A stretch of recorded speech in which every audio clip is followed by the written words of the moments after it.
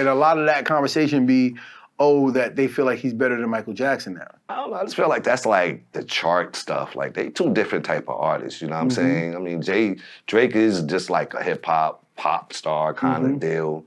But Michael Jackson is a different type of pop star. Like since Mike, I don't know if you've seen them type of numbers that like Drake is doing to drop 3 albums too at the time. Are you seeing those type of numbers? Like that's what I'm saying. Because with bots and with streaming and stuff like that, all those numbers kind of, are they the same? When you think about it, Michael Jackson has sold what, 200-300 million of Thriller, whatever the number is? Like, how do you, those are physical copies for the most part. Yeah. Like, how do you equate that to, like, like I said, and this is not a knock, I'm a Drake fan as well, but I don't understand how you equate that. I don't think any artist will ever eclipse Michael Jackson in history of life. What it is, people, we back again. It's none other than your boy K-Man, and it's No Matter What, It's Okay podcast, episode 2. So I said, if I'm gonna do the podcast and I'm gonna have it right, you know what I mean? I gotta talk about a lot of different things. So one of the people that I've been rocking with forever now, and he's been in the industry doing things for a very long time, man. He is definitely a Long Island pioneer when it comes to DJing, breaking songs, breaking music, breaking artists over the last 10 to 15 years, probably even longer than that. I want to introduce y'all, if you don't already know, to the Velt's own Velt villain, DJ Mello, aka Primetime. Welcome to the It's Okay podcast, man. Yo, what's good? What's good? Yeah, like he said, DJ Mello, Primetime, winning team, all that good shit. Mixtape Mello, been doing this forever. You already know what it is, man. We here. We in the building. Absolutely. So first and foremost, welcome to the pod. You know, man, we've known each other for plenty of years, so we done been through it. So, like I said, I always like to touch base with people because I don't think this is an interview. I think it's just a conversation between people, just to let people that might not know more about you and how things go about on an island and how things have progressed and how you've seen things regress in this industry over the years. So first and foremost, I want to dedicate this episode to my grandmother who recently passed, Lorene Woods. I love you, Grandma. Yes. Everything I do is for you. I got my shades on because my allergies is killing me, but I got my orange and blue skies in the lenses, and we moving from there. So, Mello, how did you get started DJing, and how did you get your name? Well, shoot, I ain't gonna lie. Like, I grew up in the household with music. My uncle actually was a DJ, so like, when I first grew up, I'm just listening to them, like in the garage with the turntables, cutting up, scratching, one of they friends rapping, and it just, like, damn, they fire. Like, the music was just it, and I just wanted to learn. As soon as I saw the turntables, I just connected with it. I don't know, I think I just was born into that joint. Like, yeah, so you come from, definitely set me off with you that. come from Roosevelt, so you come from an area that was predominant with a lot of greats in hip hop. Yeah. Public Enemies. Yeah. Shoot, I used to live around the block from Public Enemies to go play ball in his yard. Me and my peoples, man. Had all the kids in the yard playing ball, doing different things on the block. So you Roosevelt. So you grew up around like Nassau Road, Greek Fest, and things like that. So hip hop was always and music was always prevalent in those areas, and you would always see those artists all around Long Island. So was that like another thing that inspired you? Yeah, shoot, definitely. Just from hearing the music and then just knowing the artists. My uncles knew the artists, some artists here and there, but my uncles used to party, go to parties, go to clubs, go to the Greek Fest, all that. So I don't know. I just think that they was a big influence on me being a DJ, definitely, because I don't even know. I don't know. I always loved music. Like, music was always a thing, but just growing up around my uncles, wanting to be like them, coming up at a young age, they definitely was a big influence on my DJ life. Yeah, but also what a lot of people don't know is that other than music, you were an athlete. Yeah, shoot, hell yeah. Definitely a kid growing up playing street football. I went to high school, track, football, basketball, a little bit of everything, you know what I'm saying? And then but still DJing when I had time off during the summer, things like that here and there. My uncles had me carrying the crates and all that. So I learned, like, from a young age, like, shoot, I ain't even touched the turntable. He first taught me, like, nah, here, grab this crate. That's what you do first. Like, you know what I'm saying?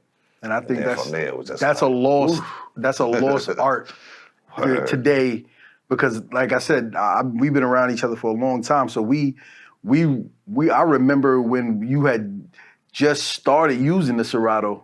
And the original Serato had the records that you had to use before it was just on the computer. You used to have to use the record to spin it. So, and I think that's another thing that would teach DJs a little bit more, to keep DJs more humble. Like that carrying the crate process. Like some of the greatest DJs out right now had to go through their carrying the crate process for somebody. Oh, yeah, definitely. My uncle was always doing, going to the ad, whatever, record shop, picking out the records. Shoot, had tons of crates and everywhere, man.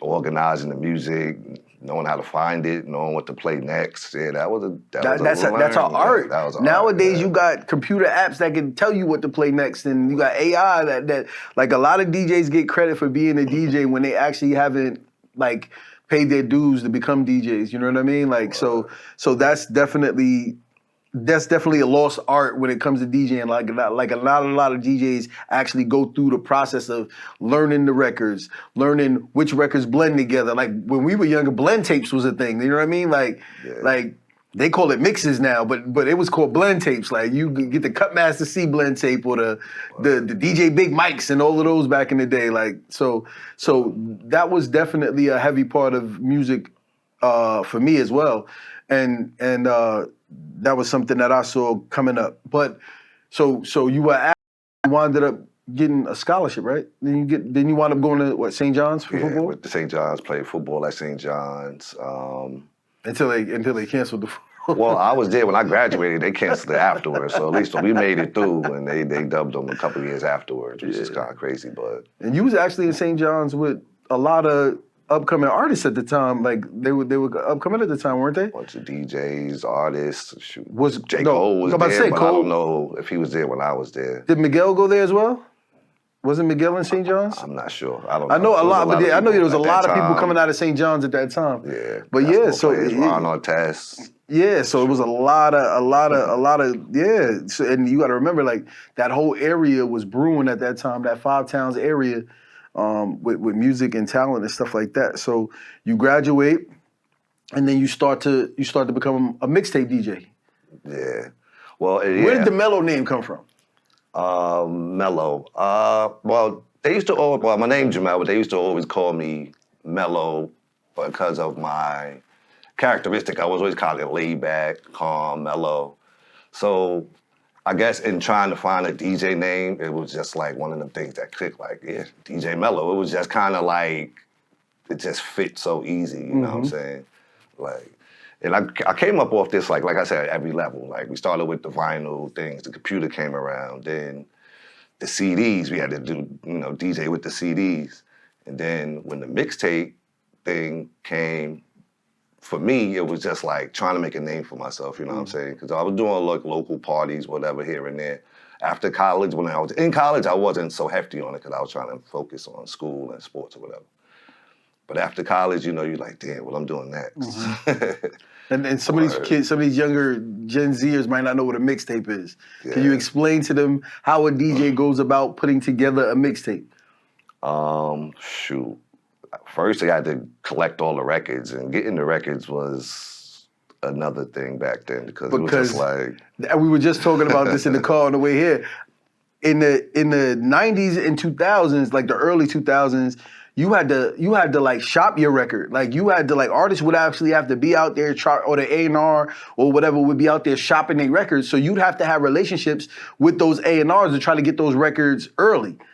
They would bring them to certain DJs, but if you wasn't one of those radio DJs or high level DJs at the time, you had to go out there and do the work to get those records to put them on your mixtape. Yeah, I started interning at a studio out in the city. And I was trying to, I was learning, engineering and things like that because I was trying to even be a producer, too. Like, I just wanted to know, all aspects of music because I just love music that much. And then I just met a lot of people, from the labels and things like that. So I just think once I started putting the mixtapes together and then I started meeting the label people, you know what I'm saying, they were more willing to make sure that you had these records too. Like, you know what I'm saying? Like, even if I wasn't in the club, but I was doing the mixtapes and I was around certain people, they would definitely be like, yo, give me your number, whatever you got, to make sure that when these records drop, you know how to pick it up or whatever we got to do to get you the records. So because nowadays they call it a rollout. So nowadays all these artists got rollouts. Back in the day, there was a rollout every single day because you couldn't be in Manhattan and around any one of those record labels because they were mostly around each other. You'd see street teams everywhere promoting the next single, the next this, the next that. They got placards out there, they got posters out there, they got buttons out there, stickers. So there was always a rollout going on of some sort. And this is nowadays only the major artists do rollouts. Like you don't really even see that anymore. Yeah, I ain't gonna lie, cause back then when I was getting some of the music, they would have like certain days, like vinyl pickup day, like certain days where the DJs could come to the label and pick up whatever latest records that they pushing or whatever. So, you know, that was just shooting. That was like vinyl, so it was early, but it was crossing over into CDs too at that moment. So that's when they started making sure you had all the CD, all the records, you know what I'm saying, that was needed. And the artists would do like a press day. So like all the vlogs at the time, all of the presses, they would come out and they would just sit in the label and just do interviews all day long. Yeah. That's kind of like I met Vlad years ago doing that a long time ago. So like I remember those days when it was like that. Yeah, and I had to meet, you know, and then from the labels also I was trying to build relationship with some of the artists, so like to get exclusives, because like sometimes they giving them records to everybody, but for the mixtapes, it was like getting something exclusive and getting it out as fast as possible, putting it together, because I got to go, you know, to whatever studio. My boy actually, his name Crazy Eights, he was the one that pushed me to start doing mixtape, because I was kind of being lackadaisical with it. He came from Atlanta like, yo, Mello, we doing this mixtape. That's crazy out there. They making money, da-da-da-da-da. We went straight to the studio. I forget the name of my first mixtape. It probably wasn't the best quality ever, but just the way we put it together, he helped me get some drops, got some girls do some drops for me. I was just about to ask you that about the drops. That was another important, like if you had drops, it was like a big deal. Like Jamaican people call it dub plates. You get a good dub plate, like you get somebody to give you big ups over your mixtape, it was always a big thing. Yeah, and just to get my Mello drop, he had some girl recorded on the phone, and then we had to fix it up in the studio to get that Mello, if you know my drop, you know, from the clubs and from my mixtapes. Like, some girl I never even met before that I'm still using the drop to this day, 20 years later. Never met the girl, but my boy knew her, had her do the drops for us, and we chopped that joint up so good, and it's still like hits to this day. And these kids will never know the beauty of Jamaica Avenue on a Thursday, Friday, Saturday, even a Sunday, going out there to get the newest mixtape that just dropped, or going to pick up your mixtapes, because back then, if you didn't have a CD burner, you had to go to the Ave and find somebody that did the CDs that could put the inserts in for you, everything. Oh yeah, I had the whole process, because I had actually one of my boys that I met along this path. He had the burners. He had the CD cases, you know what I'm saying? Sometimes I would have to do it on my own if he was kind of backed up, so I would have to go to like a print store. There's like one on the Ave, there was one in Harlem. Go there early as possible in the day, because you know it took forever. But it was burning like 8 CDs at a time, burning, you know what I'm saying? So you could get a couple hundred done in a few hours or whatever.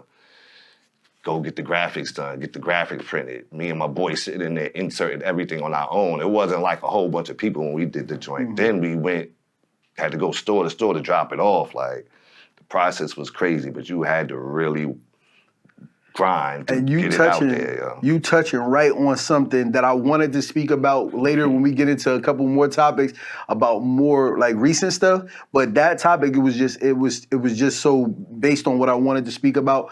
I want everybody to understand. I want you to focus in that they take this new generation of all the streaming, right? They take away the sweat equity of what music used to be. Facts. You can get 1 billion streams, right? You could get 1 billion streams, and somebody might not even listen to the song. Your song could have been on someone else's playlist, and they just 2 seconds, 3 seconds, or whatever it was of it, and swipe past it, and you get credit for that stream, right? But what would you rather? What would you give more credence to? Someone that has 10 million, 100 million streams, right?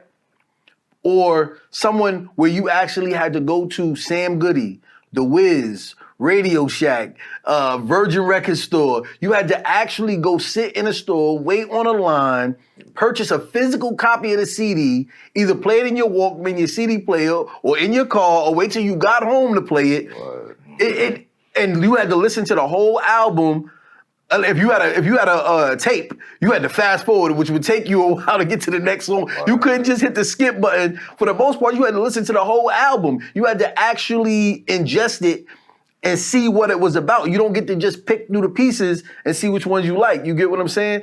And that's a problem that I'm having now with music, that I have back and forth debates with people all the time about that. How do you feel about how music is looked at now as opposed to how it was when you were out there and just getting started? Shoot, man. I could just think about it from when trying to just hear hot records, like listening to the radio. I remember I had to record had to record the record, and take the tape, my tape. Put the tissue in the top. Word. And my pops was so mad I taped over one of his Jamaican records, but I just wanted this recording so bad from I don't know if it was Flex or somebody was on the radio. Mm-hmm. And I just had to get these recordings because I just wanted to play it back. I had my own little Walkman. I used to these records I used to love, Just so y'all don't know, and I hate to have to keep doing these disclaimers because I know a lot of younger kids don't know what we're talking about right now. Word. It's back in the day, there used to be radio programs. Flex was definitely one of them. You had a bunch of different DJs, Mr. C, Clue. You had Clue, you had a bunch of different DJs that would be on New York radio at the time. And at that time, you had BLS and you had Hot 97. This is before Power 105. So if you had a cassette tape that already had music on it, because I got in trouble for recording over my grandmother's Bobby Blue Bland tape. So you take the tape and you would cover the tops of it. There were 2 holes on the top of it. You would cover it up with tissue or tape or whatever it was, and then you put it back in there, and it would basically be a blank tape that you could re-record over.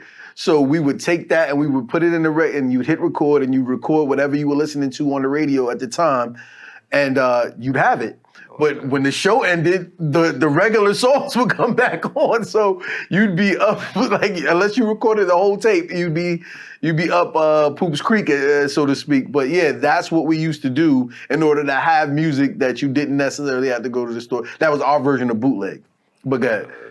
So yeah, but then I don't know. Once you was able to get the CDs and the records, life got easy. Of course, like I said, I came from different eras of this music joint, so to where I'm at now is just crazy. You know what I'm saying? Just to look back at it, man, the work that was put in. Whoa, yeah. To make a name or to get your name out there was definitely tough. Yeah. And I felt like at that moment where I really decided to do it was the mixtape era, which really was my first big push into ordering, to really trying to be a DJ. What mixtape DJs did you see that you were okay, not necessarily I want to be like them, but the way they do their packaging, the way they put it together, I like that. Which ones did you see that really wanted to make you keep going? Of course, Clue was probably my first favorite mixtape DJ. I ain't gonna lie, Cutmaster C and all of them, but me listening to Clue and the way he did his drops and the way the tapes was put together and them fab freestyles, and he was getting the exclusive joints that I used to like to hear. So I'm just man, that really kind of put something in my head, yo, I really gotta, if I wanna do this, I gotta do it. But I was still being lackadaisical, but then my boy, like I said, I grew up with him, and he kind of was a big influence on me pushing myself a little bit more at that time, because he had moved to Atlanta for some years. So he was in a different environment that he saw whatever was coming out of Atlanta at that time. So when he came back to New York, he was just came straight running to my crib, yo, Mello, we got it, let's do it. Because New York mixtapes were heavy in Atlanta because of the amount of New Yorkers that moved down to Atlanta. So I remember people used to come up here, go like buy all the mixtapes they could buy, and then bring them back down to Georgia and sell them again. Yeah. So I know that was a real big, heavy time in just in the mixtape business. Yeah, shout out my man Hustle, man. He used to stay picking up some joints, go from VA to ATL. He would be everywhere. The minute I drop a mixtape, he's like, oh, Mel, make sure I got like 2 boxes. Just give it to him. Come back, he'd drop me off some money. Like, y'all sold all them joints. Like, what? He like, yeah, yo, they filling your joints out in the A in Virginia, and they looking for the next one. I'm like, word. So that was like a big influence too, because that push helped me. Like, oh, all right, they actually filling the product now. Yeah. Like, so me and my boy started making sure it got more professional, made sure our graphics was hitting. I used to run into like Superstar J and them on the Shout out app. to All Jay. the DJs on point. Few of my DJs I came up with, and it's just like, I saw them grinding too, so I knew I had to, like, if I was gonna do it, I had to push. Like, especially me coming from Long Island, It wasn't like a lot of DJ I was working with at the time, other than me and my boy, was really like my first person as far as me doing the mixtape with. And then I started meeting more and more and more people, and it made me push more. Like, you know what I'm saying? We gotta get it out there. And so the mixtape era came, and you started doing your numbers, you started seeing progression, and then the club started calling. So the club started calling. Yeah, but they started seeing who you was, and so I'm from Suffolk, and Mello's from Nassau. So we met up for it was my birthday party we were gonna do, I think it was, and then we got linked up, and we wound up doing the party together, and then we just rolled ever since. And then we just wound up being in the city a lot. And I was just telling them in the car on the way here, from like 06 to 09, I don't think we were in the house, like maybe if you total the time up, maybe a 2-month span out of those 3 years, because once it hit, it was busy every single night. Yeah, shout out to Hollywood Chuck. He had me Shout out to Chuck. Shoot every day, and then we just started building more, Shout out to Jen Mitchell. Shout out to my girl Jen. That's who linked us up, my girl Jen. And it was a big thing, because these kids nowadays will never experience the club scene of New York in the late 90s, early 2000s, going into the 2010s.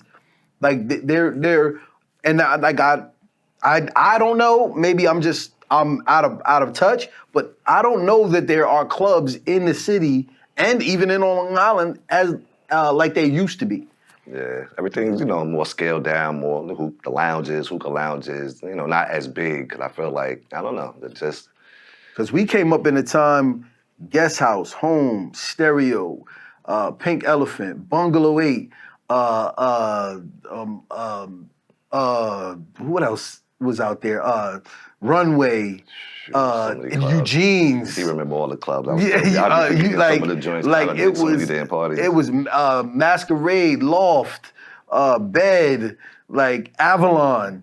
Like it was so many different clubs out there, and it was like never nothing that you couldn't do. And then when you would come back to the Allen, we had so many different places. You had in Missouri. You had Giggles, you had shout out to Jamrock, Nagasaki, Rumba Sky, Rum Jungle, you had Oz / Taboo. You had so many different places that you could go, and it was always something to do, and I just don't feel like I see that anymore. And like I said, maybe I could just be out of touch, but I don't see it anymore, you know what I mean, like I used to. Yeah. Like there was so many promotion crews who promoted parties and events, and it was so many different things that you could do. It was amazing, and we were speaking about Hollywood Chuck earlier. Stereo was one of the greatest places I had ever been to, because that club there was never a dull night. There was always artists in the building, for major artists to upcoming artists, saying people want to get their record played. Shoot. And I was telling Mello in the car that we were in Stereo one night, and I remember someone came to the booth, and he was in the booth. So we were in the booth, and somebody was like, "Yo, can you throw the CD on?" Because it was Mello, Big Cap, God bless the dead, and it was DJ Envy. So Envy used to go on last.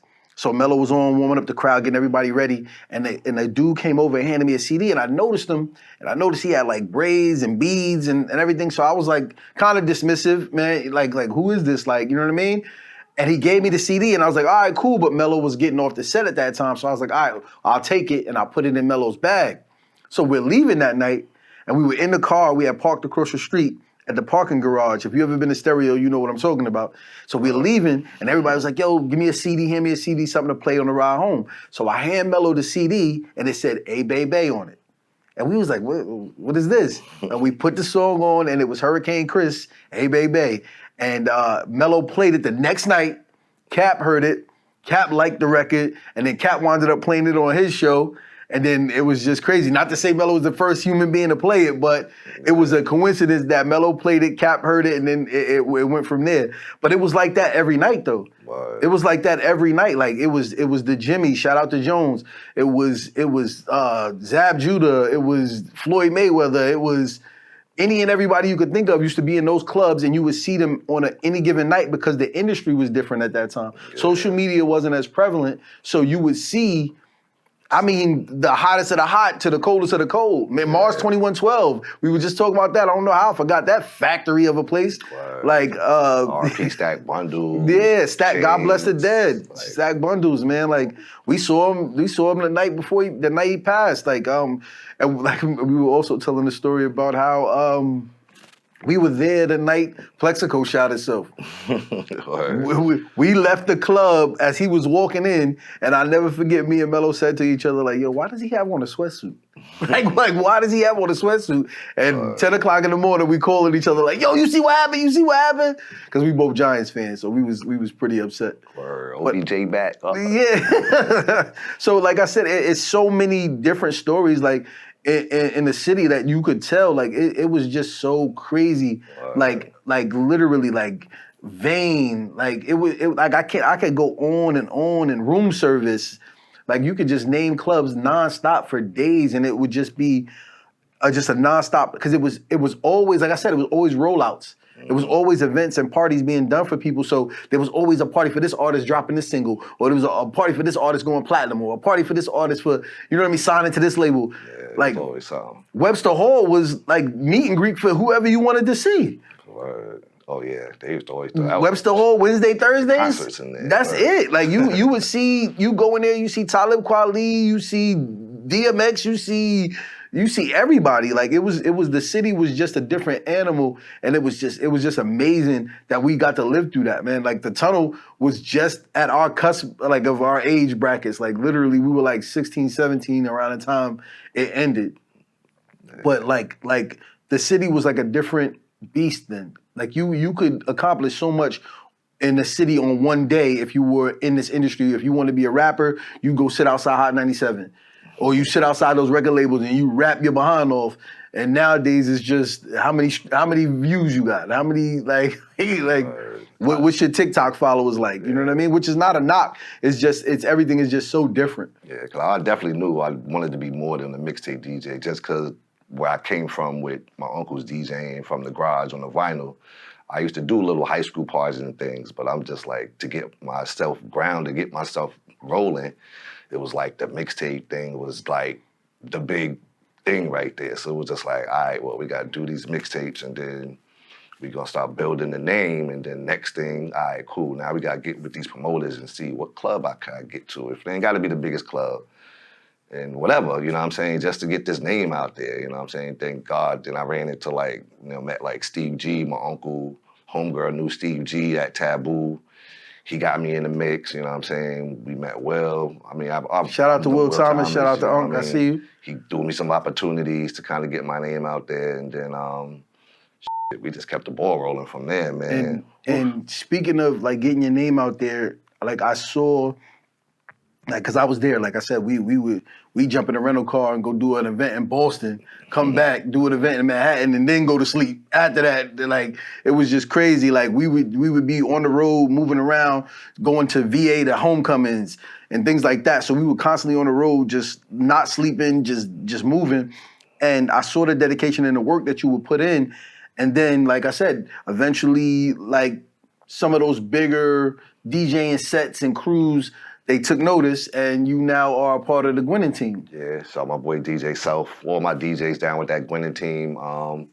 Yeah, shoot, we knew Self from For years, like well before, when like I Self know was Self coming up. before Power 105. Like I've known Self through mutual people and things like that since he was at Five Towns. Yeah, so he was definitely a big influence. 'Cause I saw his growth from once he got on the radio. I'm like, oh, what? You know what I'm saying? That was a good look for him. Like, Yeah, they gave him his spot, and he didn't want to relinquish it, and he took advantage of it. Absolutely. So I've just always kept good relationships with all my DJs, especially with Self and them. And once he started the Gwinnett team thing, I'm like, oh, we gotta make sure I gotta get myself in there, man. So I just kept myself around and busy, made sure they saw my posts, made sure they saw I kept grinding. I'm at this club, I'm at that club, I'm somewhere doing something, birthday party here, with these artists here, taking pictures and things like that. So I just try to keep making sure they notice, Mello, Long Island, they on the grind, like, you know what I'm saying? Because it's not as easy for, like, when you're coming from Long Island, it's like not as easy to be as visible as like the boroughs, because they always kind of be like, oh, Long Island, you know what I'm saying? But we put that work in, and now that we made sure they notice, like, yo, LI is here. We've been there, but just kept stamping it like, yo, LI is in the goddamn building. We ain't going nowhere. Absolutely. And speaking of LI and things like that, what are some of your favorite artists to come out of Long Island? They don't have to necessarily be signed artists. They can be artists that you saw come up. I mean, artists I work with, like my boy J.O., Draft Pick, shout out to him. You already know. I see Did a job. Been working forever, still grinding. We still out here doing it crazy. Shoot, I don't want to forget nobody, but like Capo, my boy Capo, I see him putting in work. We got him, Self heard me play his record at one of the clubs in Long Island, Area 516. Next day, send me that record. He throwing it on Power 105. So that was another crazy moment for us, like trying to break some records. That was probably one of the first records that I played from one of LI artists that I actually got to get played on the radio, and that was a big moment for me too. I was like, oh, wow, you know what I'm saying? Shout out Reek. So that was another thing. Yeah, Reek the Villain. I grew up with my boy Reek the Villain, you know what I'm saying? Velt Villain. He with Ghostface right now. Yeah, they're doing some things, man. Yeah, he was with, Flip Mode for a minute with Busta and them, things, whatever. They still cool, I'm assuming, but I know he's doing his thing with Ghostface. He's still killing it. Shoot, there's a lot of artists out there doing their thing, you know what I'm saying? I don't forget nobody's name. Yeah. But it's mad people doing their own thing. Some they got their own lanes. Cake Boys and them, they moved Shout out to to Cheese. Yeah, Cheese. They out of state doing their thing. I see them. One of their boys just came up here. He running with Fat Boy. You know what I'm saying? So I see everybody kind of mixing in and doing their own numbers. You know what I'm saying? So shoot, salute everybody from LI doing their thing. So while we speaking about Long Island artists, give me your top 5. Dead or alive, you be your top 5. I can't have a DJ on this set without asking you these questions, because we're going to get into a lot more recent stuff that's going on, but... I mean, is it like the signed artist or like... It could be whoever. Artists? Whoever's your favorite. It's your favorite. I ain't gonna lie. Rakim definitely one of my favorites, because I grew up listening to him. My uncle used to bump him nonstop. Another Long Islander, crazy. Absolutely. They don't gotta be from Long Island. You can be from whoever, but another Long Islander. Well, EPMD. Another Long Islander. Uncle's definitely, stuff like that. I was grew up into, so I can't deny them that music. Yeah. That's what made me really click with the music. Like, I wouldn't even say I used to like Public Enemy, but it just wasn't like. Yeah, but this don't gotta be just Long Island. Yeah, this could be your favorite. Period. It don't gotta just be Long Island. Oh, just artist. Period? Yeah, just artist. Period. Oh. Of course, there's Jay, Big Daddy Kane. I used to like a lot of the old school artists, man, and then probably Biggie. So you in Brooklyn right now? Well, I got my LI and I got my thing. But I got my honorable mentions like Jadakiss, of course, Nas, 50 Cent, the G-Unit mixtape era was crazy for us. You know what I'm saying? A lot of that music made a lot of my mixtapes. As DJs, crazy. For sure. Lloyd Banks and all of them. Banks.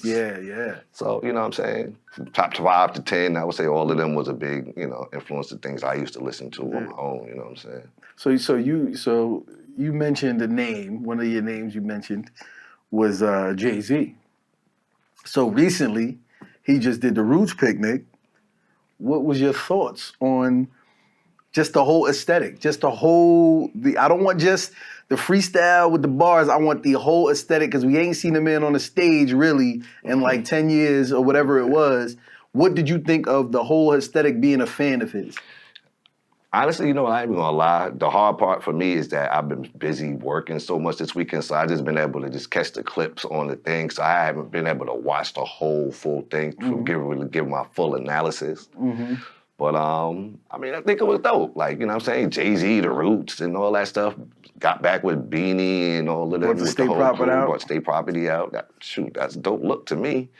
The dissing and all that, I feel like people kind of made that like the big thing, but I kind of look at the whole reunion with state property and all that as big to me. Like, you know, Jay-Z, Drake, everybody got this little chit-chat beef. They gonna do their freestyles, their songs. That's regular, you know what I'm saying? But to see like a crew like that kind of come back together in a sense that I didn't even know that was gonna happen, you know what I'm saying? That was kind of dope to me. Yeah. That's probably one of the dopest parts of that I saw. situation. I'm like, oh, word, Beans? Beans was one of my favorite rappers too from back, you know, that's Philly or whatever. Like, Beans was crazy. Yeah. Beans was a monster. And like I said, I thought about that the same way. Like I thought from the cultural aspect of it, I thought it was way bigger than the moment gave it because all we focused on was his afro and what he said in a good 16 bars or whatever it was, talking about people, which is what he's done for the longest time. He doesn't go about addressing things right away. He winds up addressing them when he feels like it. And he addressed it on the biggest stage, and he got the algorithm going. Because that's all people are talking about right now. Yeah, because I probably would have expected that without even seeing like the flyer. I might have expected to notice that he was probably going to do some freestyle type getting back at people. Yeah. Than to see the kind of reunion thing happen. So that was more of a shock value for me. You know what I'm saying? I was expecting it. Honestly, I was expecting it July 10th, 11th, or 12th. Sometimes. So I was expecting it at Yankee Stadium. Yeah, you know, sometimes he ain't just going to sit back and crazy. And that's where everybody. So everybody touched on the fact that he mentioned that he felt like battle rap shouldn't be a part of the culture anymore. What did you take from him saying that as a DJ? I don't know. It's hard to say that, man, because you know this hip hop thing is so competitive. Everybody want to be the best, so it's like it don't have to be, but it's kind of like always going to be part of the stitch of hip hop because that's what it's been since I've been listening to hip hop. It's this person, whatever. Like some people cool, they don't be cool, they battle rap, whatever. As long as it stays on wax, the this and this, that, and the third, that's cool, man. You never want to see nobody get hurt, things like that. I think that his problem with it was, and like I said, I'm only interpreting it from my ears. I think his problem was what he was saying was that the way hip hop beef has changed now with social media, because before when Jay-Z and Nas had they back and forth, or when who else? When Cameron and Nas, or when you know what I mean? When LL Cool J was going to Ice-T or whoever it was. It's like you said, it stayed on wax. And there was no social media that made it more, it embellished it way more. It made it way more personal. You get what I'm saying? Like, if I'm a fan of you, I can't be a fan of him. So I gotta hate him and all his fans. I think that's what he meant. Yeah. Because now you look at it, if you say something about Nicki, the Barbs is coming after you. If you say something about Beyonce, the Beyonce, they coming after you. Like the Beehive coming after you. Like, it's like that now. Yeah, and I saw that with Drake and Kendrick. It was like, oh, I see people, oh, Drake. Then Kendrick come out with his disses. Oh, Drake got there, you know what I'm saying? He killed Drake. And I'm on Drake. I'm on there like, nah, I like Drake joints. And then people are like, nah, that's whack. Because it's kind of like they forcing you to not like this person, that person. Like, it became almost super political almost. Yeah. Like, you know what I mean? Like, if you like one thing Trump did, you ostracized. If you like one thing the Democrat did, you ostracized by this person. It's become that. Yeah. You get what I'm saying? Like, you can't like Kendrick and Drake together. You know what I mean? It's like having two favorite sports teams. Like they look at you like you crazy. Like what are you talking about here? I mean, yeah, they both got songs I like. There's other songs maybe I ain't that much of a fan of. And that's the craziness of how music has done it. And I think that's what his point was. I think it was more so not that battling is not a part of the culture, because of course a part of hip hop just in general is that the braggadociousness of it, the I'm better than da da da da. So you always gonna want that, be able to so that you can keep going. Yeah. You know what I mean? Like so you could elevate the game, absolutely. But I think he meant from a place of with social media being involved, it makes it tougher to like Drake's albums came out. Everybody, it was whack. Everybody, for the most part, was whack. If you wasn't a Drake fan, everybody was like, oh, it's whack, without even listening to all three albums. Right. You get what I'm saying? Mm-hmm. And now you listen to him and you're like, oh, well, Kendrick can't ever make music again because of the moment. Because this is a microwave generation. They need everything right now. Mm-hmm. You know what I mean? So it's all about what's right now. So what happens if Kendrick comes out and he drops a amazing album, then what? Then you're gonna see the same thing, but it's gonna shift the other way. And I think that's what he meant by he doesn't like it in the culture, because as soon as he comes out, he has some barbs to throw back at people. But you gotta remember, he said that in an interview, and almost 3 weeks to a month later, maybe it was, don't get me wrong on the time, Drake's got like 4 or 5 different little jabs at him. Yeah. So I was like, how much can I let this stuff slide before I say something? Yeah, that's how I go, man. Shoot. So you already know. Jay got all these records out and they charting and doing all this shit. Now everybody competing like, oh, he got more top Billboard than Jay-Z and things like that. So of course it's gonna be like, I don't care who you are. You could be the richest, biggest person on the planet. You still gonna be like, nah. I gotta throw son some shots. Exactly. He gotta know, like, yo, bro, I ain't going nowhere. I'm still here. Yeah. So a lot of that conversation be, oh, that they feel like he's better than Michael Jackson now. How do you feel about that as somebody that's been in this music and been around this music forever? I just listened to that interview with Self. Was talking to a couple DJs about that with Michael Jackson. I don't know. I just feel like that's like the chart stuff. Like they two different type of artists. You know what I'm saying? I mean, Drake is just like a hip hop pop star kind of deal. But Michael Jackson is a different type of pop star. Like, you know what I'm saying? Different era, different type of pop star. So it's like, the only thing is you probably just, since Mike, I don't know if you've seen them type of numbers that like Drake is doing. To drop 3 albums too at the time. Are you seeing those type of numbers? Like that's what I'm saying. Because with bots and with streaming and stuff like that, all those numbers are they the same? When you think about it, Michael Jackson is sold what? 200-300 million of Thriller, whatever the number is. Like, those are physical copies for the most part. Yeah. Like, how do you equate that to, like I said, and this is not a knock, I'm a Drake fan as well, but I don't understand how you equate that. Like, how? You know what I mean? Like, they're talking about, oh, he has more number ones, but then they're counting the number ones different. They're not counting features. Michael Jackson didn't do features. Yeah, that's what they're saying with the features and stuff, but they're not counting what Michael Jackson did with his brothers. Because if you count the number ones that he has with the Jacksons, then he's up. Yeah. And plus, because Drake do hip hop and he got the little R&B side with him too, and the melodies. Because like 2 of his is with Rihanna. So, you know what I mean? And like I said, this is not a dig on Drake. Like Drake is a phenomenal artist. Like I said, he puts the package together.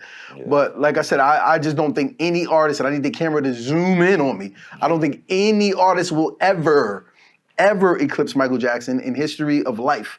There's a story that man, like Drake can go to a Toronto Raptors basketball game. Taylor Swift was just at a Cleveland Cavaliers basketball game.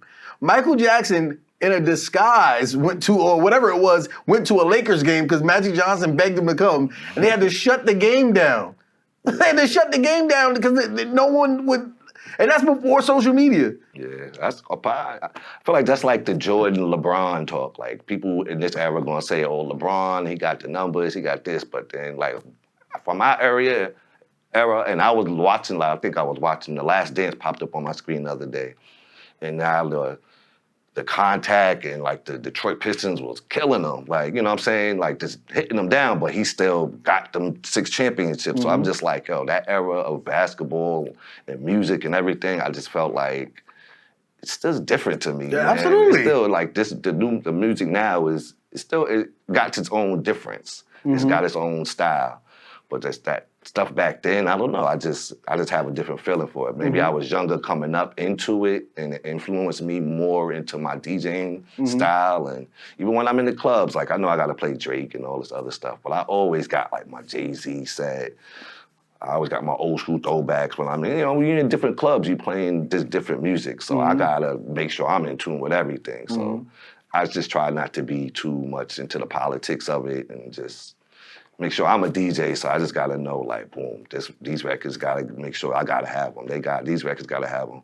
And I see the reactions at the club, like Mike now, like, shoot, I'm playing Mike records forever. Like sometimes I feel like you still, even then and then when the movie came out, even before, I could still remember being at like one of the other clubs before the movie even came out, even knew it was coming out, playing Michael Jackson. People were still like vibing to the songs. Absolutely. So, like the Knicks were just working out to it. There's a video of the Knicks working out to Rock With You or whatever it was they were playing, and that's a perfect segue into where do you see DJing as an art form going with technology? Because as technology improves, I feel like your job is getting lessened. Not really. I mean, I was just at like a Serato event and they were showing us like a lot of new products and mixes and stuff coming out. The only thing about it, I feel like it's a lot more DJs that might not have been DJs. If they went through the process that I had to go through to get my name out there, I don't know a lot of people that did that. I felt like a lot of people skipped over and was able to just jump straight in because the laptops came out and Serato. Now everybody could go to Guitar Center or wherever, go grab a mixer thing. And I feel like it's a little easier to learn with the technology that it is today. You can go on YouTube and people literally showing you how to DJ. I didn't have that in the 20s. I had my uncles, you know what I'm saying? But they wasn't always there. They gave me the basics, but practice and everything still made me better. You know what I'm saying? And I practiced from the vinyl to these records. There's probably DJs now that's coming up, they ain't never touched a vinyl record. They probably saw it, or their father or somebody, uncle or somebody had it, but not them, you know what I'm saying? So, I don't know. I mean, it's dope in a good way that it makes it a lot easier and simple to be able to move around. I can go from state to state without having to carry so much in my bag. If I need my mixer, I got the case, throw that joint on the plane, and you can bust your move if you need to, you know what I'm saying? So that's the good things about it. It just makes it a lot easier for other DJs that wasn't DJs and people that, oh, I know music, go buy a laptop, now I'm a DJ. All right, well, still to me, you got to show and prove, you know what I mean? That's it, that's all it's about. But, So let people know where they can find you, where they can see you, what you got going on. Oh yeah, find me on that Instagram. I am DJ Mello. What's my TikTok? I think it's DJ Mello 516. I'm just kind of building my TikTok up. Like, it took me a while to really get onto it because I'm like, that's a kid's thing, but I'm looking on it now like it's crazy. You got to get on there. DJ Mello NYC on Twitter or whatever, it's X now or whatever. Shoot, I'm always in the club. I'm out Long Island. I do a lot of spots in Long Island. But I do be in Queens at, sometimes at Private Room, my boy Red Cafe, shout out to Red Cafe. Will Thomas New Movement, be doing some joints with him. Hollywood Chuck, be doing some stuff with him. And, all my promoters, I network, I get calls here and there, so I'm always somewhere. But I always post on my Instagram. I am DJ Mello, Mello, on that Instagram. Y'all already know, man, like, each and every time we come in, we doing it right, man. Shout out to RedSummerTV. Shout out to everybody that made this happen. Shout out to my guy A behind the cameras, keeping it clean and cut. We about to get out of here because the Knicks is about to play, so we got to make sure we back on the scene before the scene is over.